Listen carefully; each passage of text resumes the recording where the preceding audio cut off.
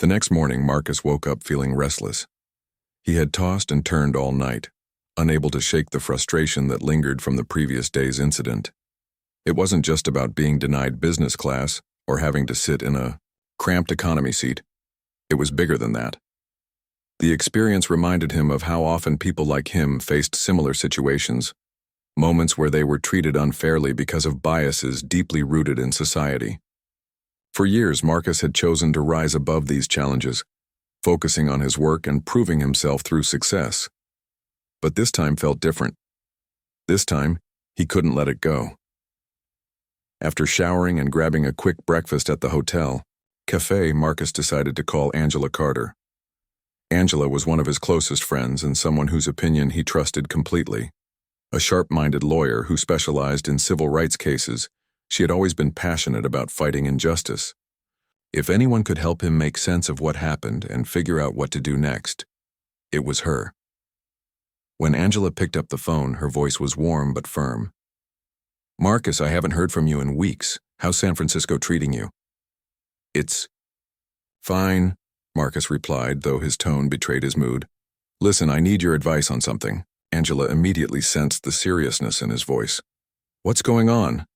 Marcus hesitated for a moment, then began recounting the events of the previous day. He told her about the mix-up at the gate, the supervisor's refusal to resolve, the issue, and the uncomfortable flight in economy class. As he spoke, Angela listened intently, occasionally asking questions to clarify details. When Marcus finished, there was a brief pause before Angela responded. "That sounds infuriating," she said finally, "and honestly not surprising.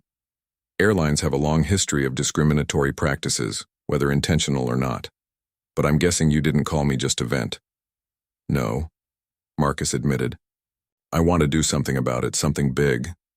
Angela chuckled softly. "You don't do anything halfway, do you?"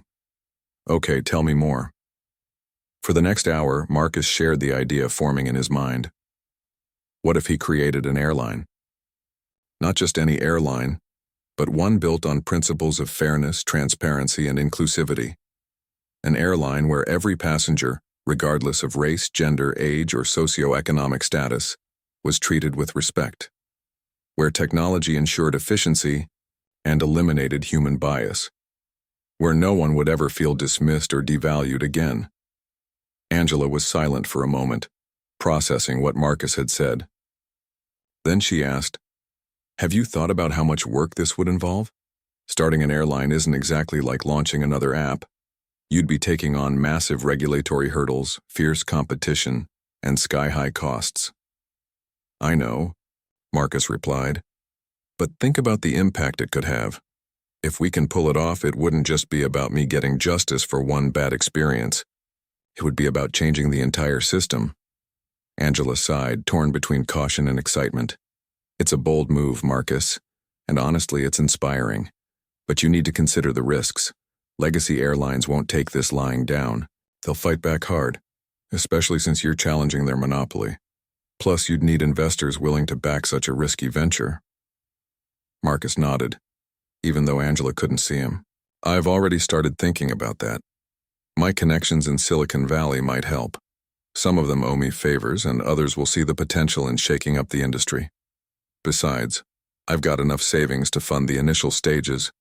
"Myself," Angela chuckled again. "Of course you do. Always 10 steps ahead." She paused, then added, "If you're serious about this, I'll support you however I can. But promise me one thing. You'll take your time planning. Don't rush into anything without covering all your bases."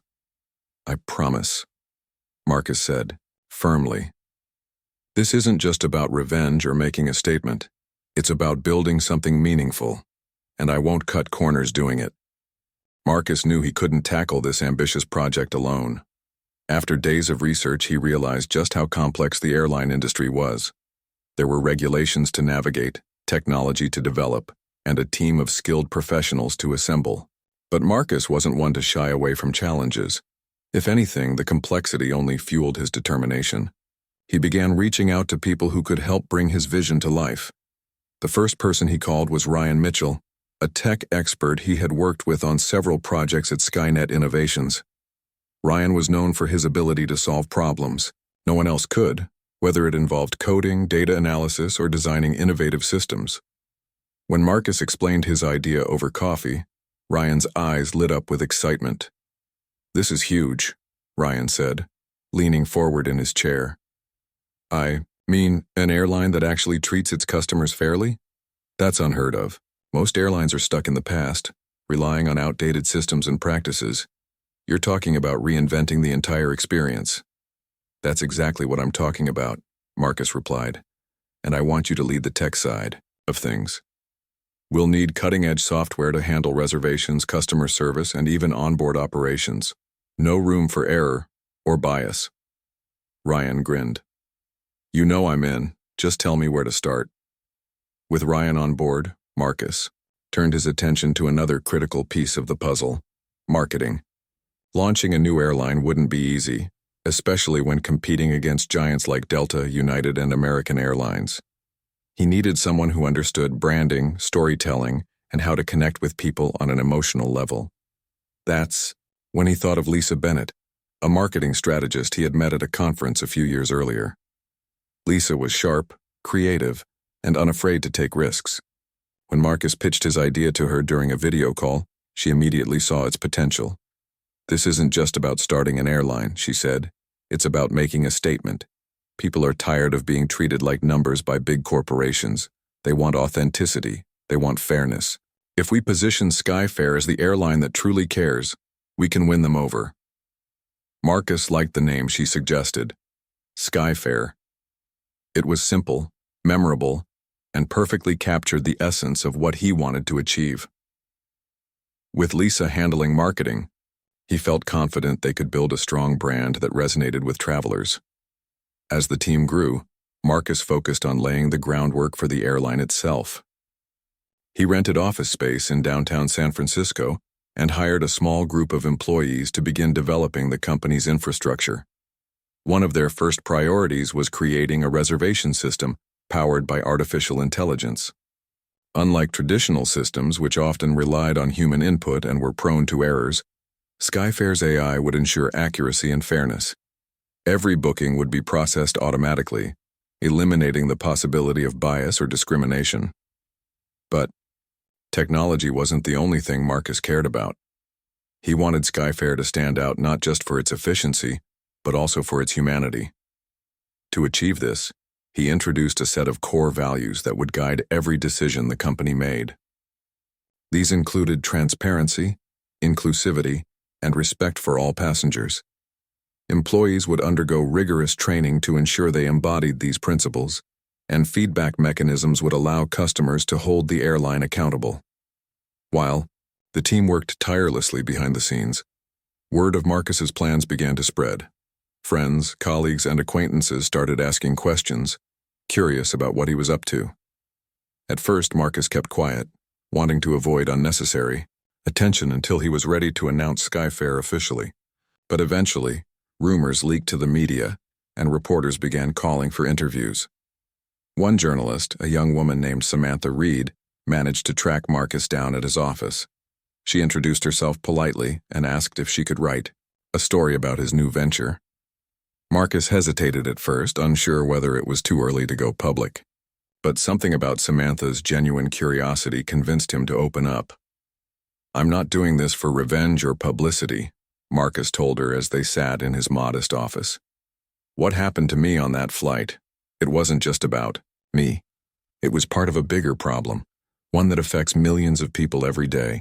I want Skyfair to be a solution, a way to show the world that air travel can be better, fairer." Samantha nodded thoughtfully, scribbling notes in her notebook. "That's a powerful message," she said. "Do you think the big airlines will see you as a threat?" "They might," Marcus admitted. "But I'm not worried about them. My focus is on the passengers, the ones who deserve to be treated with dignity and respect. If we can deliver that, everything else will fall into place." When Samantha's article was published a week later, it caused a stir. The headline read, "Tech CEO turns personal setback into ambitious new venture. Meet Skyfair Airlines." Readers flooded social media with comments, some praising Marcus's vision, others skeptical about whether such an ambitious project could succeed. Legacy Airlines dismissed the news as nothing more than hype, confident that their dominance in the market would remain unchallenged. But Marcus didn't care what the critics said. He knew the road ahead would be tough, but he also knew he had something none of the established players did: a clear purpose. And with each passing day, he grew more certain that Skyfair could change the game, not just for him, but for everyone who had ever been treated unfairly while traveling. By the time the summer rolled around, Skyfair was gaining momentum. Marcus secured funding from a mix of private investors and venture capitalists, many of whom were drawn to the company's mission-driven approach. Construction began on a fleet of state-of-the-art planes designed with passenger comfort in mind. Seats were spacious, lighting was adjustable, and entertainment systems were personalized using AI. Even the food menu was crafted to cater to diverse tastes and dietary needs. As launch preparations continued, Marcus gathered his growing team for weekly meetings to discuss progress and address challenges.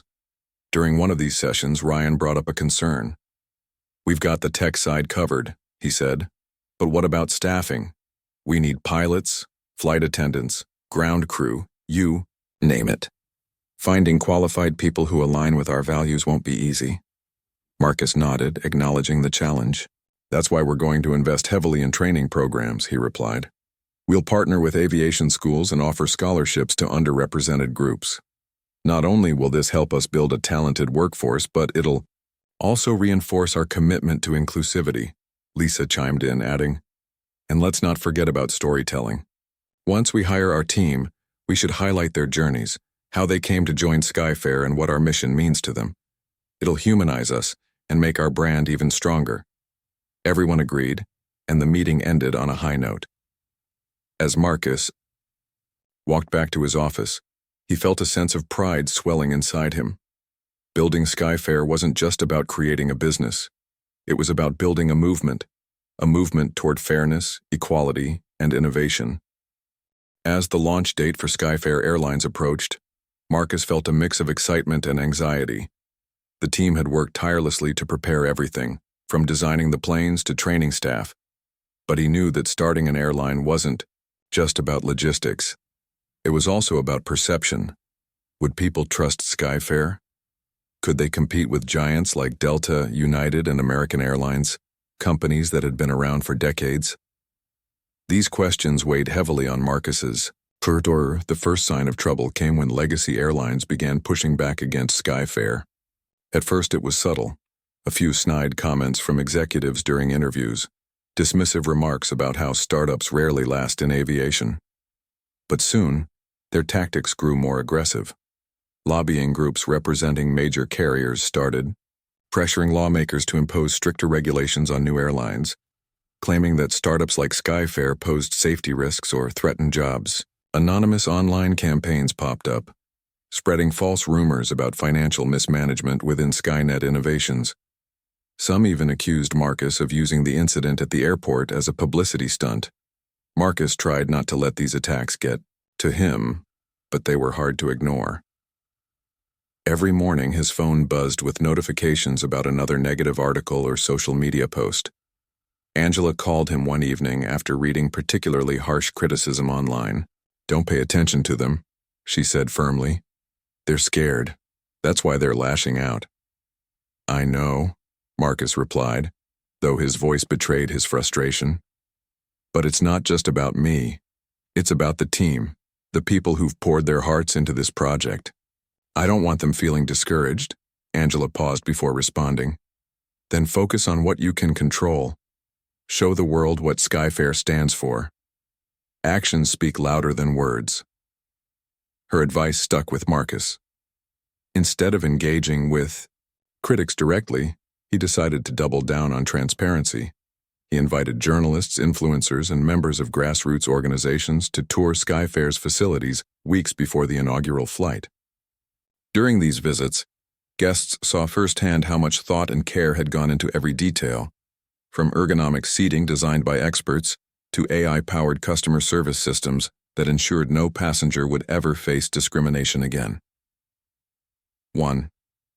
Visitor, a travel blogger named Jasmine Lee, wrote a glowing review after her tour.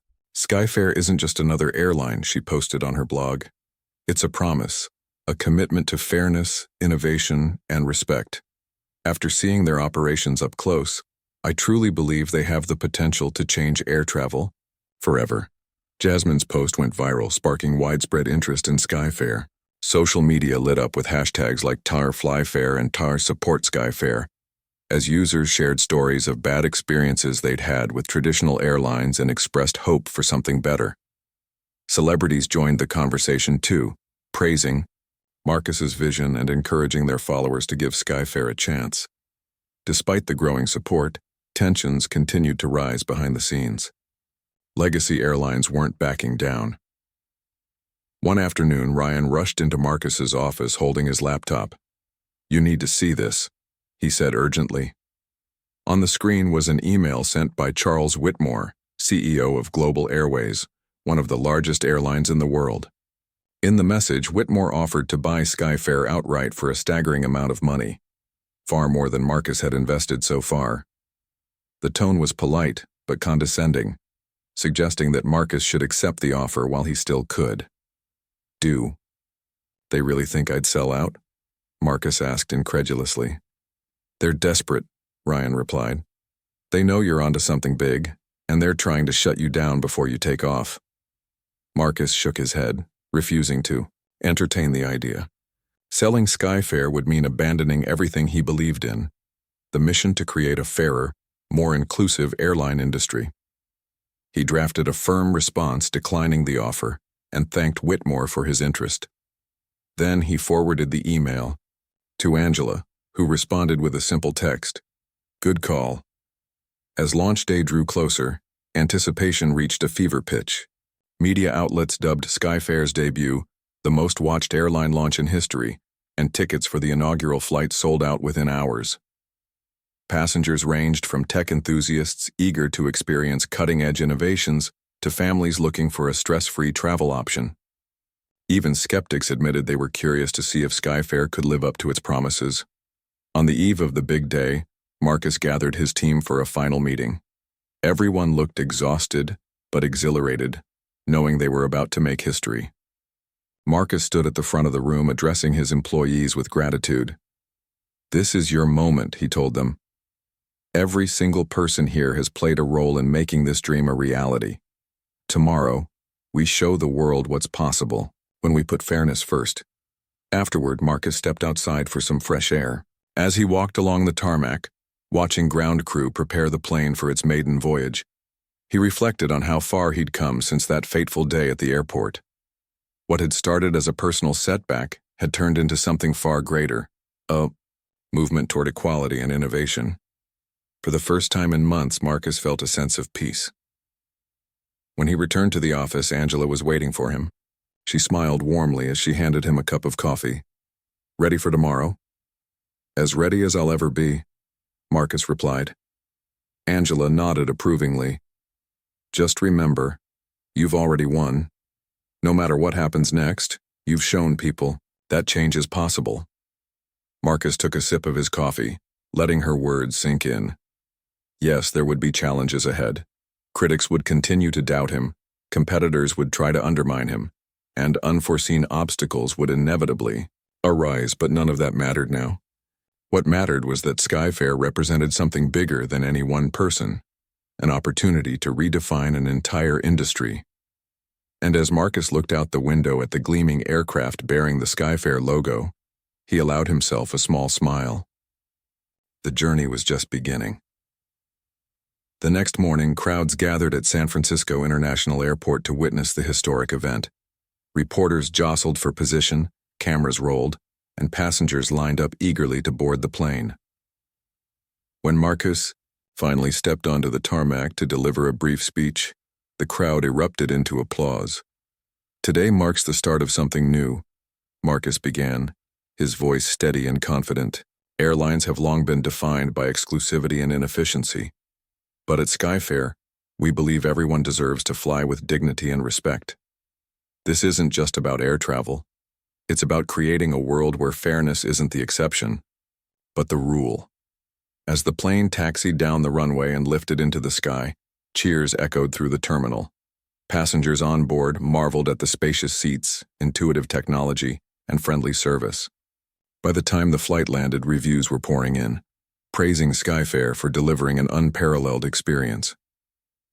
Legacy Airlines scrambled to respond, hastily announcing minor changes to their policies in an attempt to appear more inclusive. But it was too late. Skyfair had captured the public's imagination, proving that a better way was possible. And as Marcus watched the second flight take off later that afternoon, he knew one thing for certain. The future of air travel would never be the same. The success of Skyfair's inaugural flight was nothing short of extraordinary. Passengers couldn't stop talking about their experience, sharing stories on social media and leaving glowing reviews online. Words like revolutionary, game-changing, and life-changing filled comment sections across platforms. Influencers who had been invited to document the event posted videos showcasing every detail, from the sleek design of the planes to the personalized service provided by the staff. Within days, Skyfair became a household name. Legacy Airlines were caught off guard. For years, they had dominated the market, operating under the assumption that travelers had no choice but to accept subpar treatment. But now, customers were demanding better. People began comparing their past experiences with traditional carriers to what they had seen from Skyfair. Why should they tolerate cramped seats, hidden fees, or discriminatory practices when there was a new option promising fairness and innovation? The pressure mounted quickly, forcing Legacy Airlines to scramble for solutions. At first, they tried superficial changes, announcing plans to improve customer service, offering discounts, or launching diversity initiatives. But none of it felt genuine. Critics pointed out that these efforts were too little, too late. Skyfair had set a new standard, one rooted in transparency and inclusivity, and anything less simply wouldn't cut it. Passengers could tell the difference. Meanwhile, Marcus and his team worked tirelessly to keep up with demand. Tickets for upcoming flights sold out within minutes, and inquiries poured in from businesses interested in partnering with Skyfair. Corporations eager to align themselves with a forward-thinking brand began booking group travel arrangements. Even government agencies expressed interest in using Skyfair for official trips, citing its commitment to equality as a key factor. But Marcus didn't let the early success go to his head. He knew that maintaining momentum would require constant effort. During weekly meetings, he reminded his team to stay focused on their mission.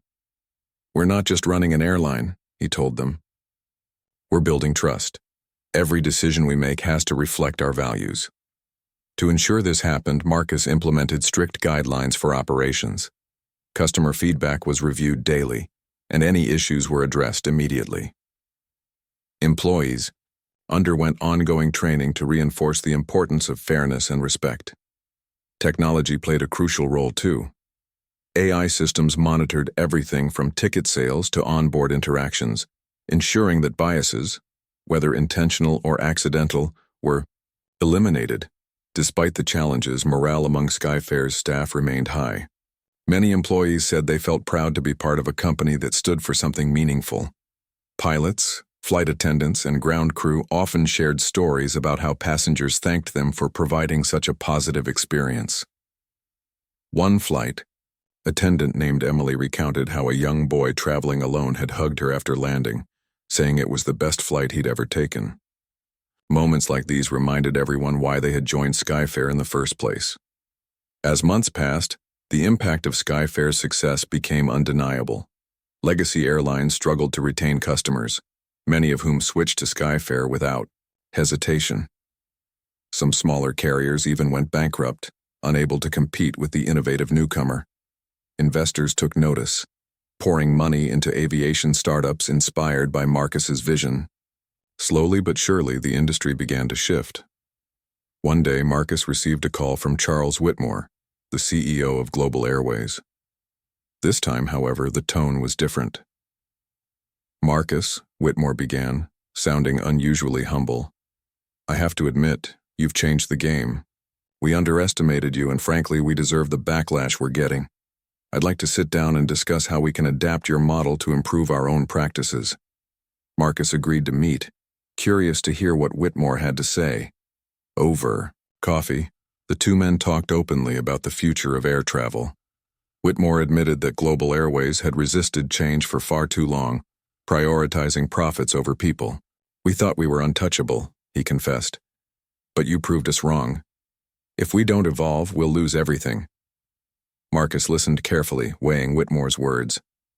While he appreciated the acknowledgement, he wasn't naive, enough to believe that legacy airlines would transform overnight. Still, he saw an opportunity to push for broader reform. If you're serious about change, Marcus said finally, start by listening to your employees and customers. Transparency isn't just good business, it's the right thing to do.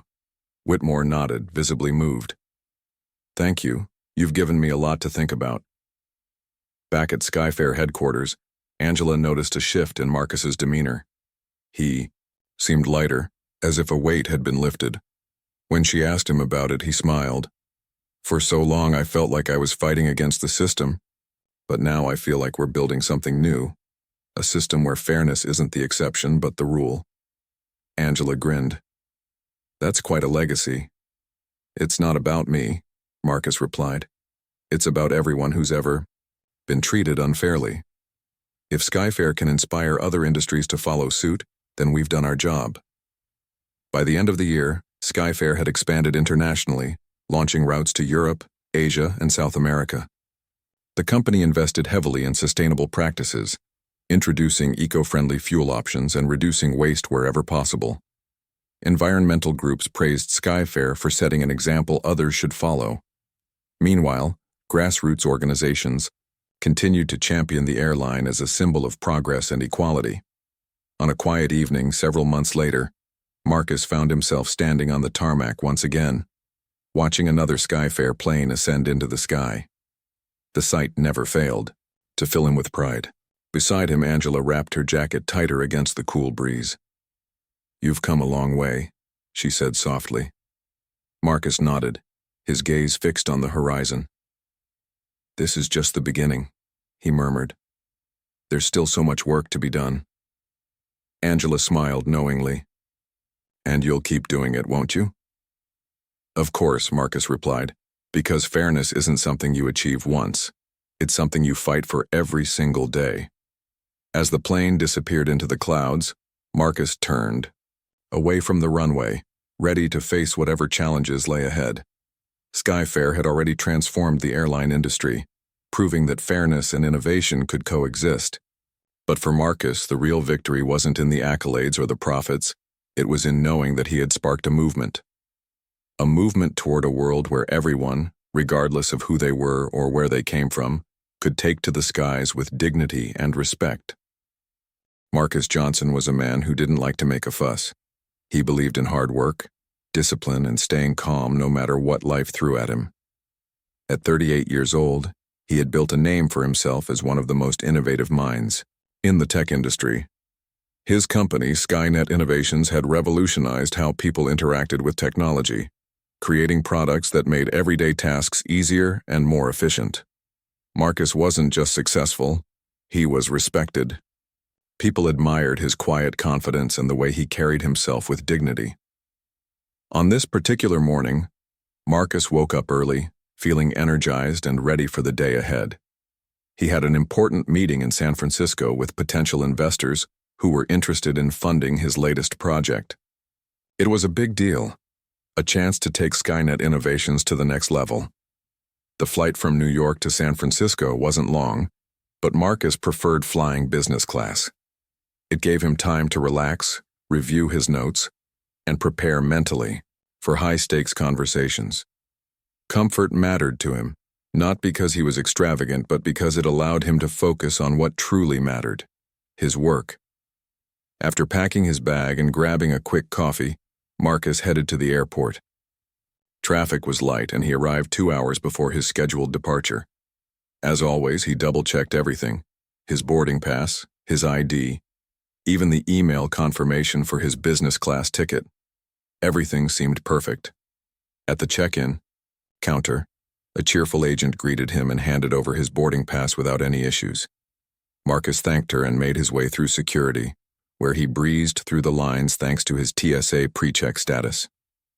By the time he reached the gate, there were still 45 minutes until boarding began. Marcus settled into one of the chairs near the window, pulled out his laptop, and started reviewing the presentation slides he planned to show the investors. He felt good about the trip so far. Everything was going smoothly, just the way he liked. But then, things took an unexpected turn. When boarding finally began, Marcus stood up, grabbed his carry-on bag, and joined the line. Business class passengers were called first, and since he was seated in row 3, he expected to board early. However, when he approached the gate agent, a woman named Linda, he noticed her expression shift slightly as she scanned his boarding pass. She frowned, tapped something on her computer, and then looked up at him. "I'm sorry, Mr. Johnson," she said, her tone polite but firm. "It seems there's been an error with your reservation. Your seat has been reassigned to economy." Marcus blinked, caught off guard. "An error?" he repeated, keeping his voice steady. "I booked this ticket weeks ago. I have the confirmation right here." He pulled out his phone and showed her the email, which clearly stated that he had purchased a business class ticket.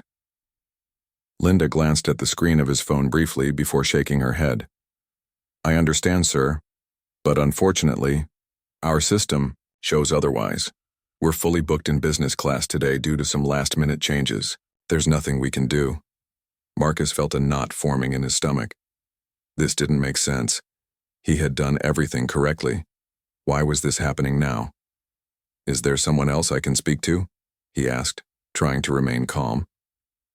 Linda hesitated, then gestured toward another employee nearby. "Let me get my supervisor," she said, stepping away. While Marcus waited, he couldn't help but notice the curious glances from other passengers around him. Some looked sympathetic, while others seemed indifferent. One man standing behind him leaned forward and muttered, "You know, these things happen sometimes. Maybe you should just take the economy seat and move on." The comment stung, though Marcus didn't let it show. Move on? Was that really the solution? He had paid for business class, followed all the rules, and yet here he was, being told he couldn't have what he rightfully deserved. And deep down, he couldn't ignore the nagging thought that maybe, just maybe, this wasn't entirely random. After all, Marcus was a black man traveling alone, dressed casually in jeans and a blazer. Could it be possible that if he looked different, this wouldn't have happened? When the supervisor arrived, a middle-aged man with thinning hair and a clipboard, he listened to Marcus's explanation but offered little hope. "Sir, I'm very sorry for the inconvenience," he said, sounding rehearsed. "Unfortunately, our hands are tied. We've already assigned all the business class seats." Marcus clenched his jaw, frustration bubbling beneath the surface. He wanted to argue, to demand answers, but he knew it wouldn't change anything. In situations like this, fighting often led nowhere. Reluctantly, he accepted the economy class boarding pass they handed him and stepped onto the plane. As he walked down the narrow aisle toward his assigned seat in the back of the aircraft, Marcus couldn't shake the feeling of embarrassment. Passengers in business class glanced up briefly as he passed, some offering polite smiles, others looking away. He found his spot, a cramped middle seat between two strangers, and stowed his bag overhead. For a moment, he closed his eyes and took a deep breath, reminding himself that this was just a minor setback. But the anger simmering inside him refused to fade. The flight itself was uneventful. Marcus kept to himself, avoiding conversation, with the chatty woman seated beside him. Instead, he stared out the window, watching clouds drift past as his mind raced. What bothered him most wasn't just the inconvenience or the wasted money. It was the principle of the matter. He had worked tirelessly to build his career, to earn respect in an industry dominated by privilege and connections. Yet here, he was facing yet another reminder that despite his success, there were still barriers he couldn't escape. When the plane landed in San Francisco, Marcus disembarked quickly, eager to put the experience behind him.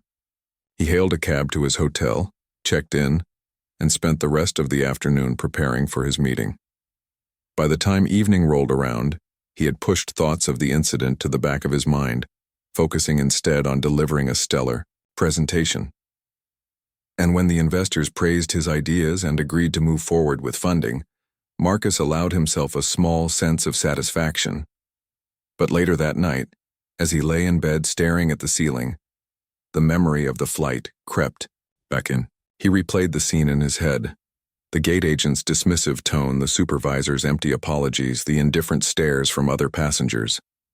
Something about it gnawed at him, stirring emotions he hadn't felt in years.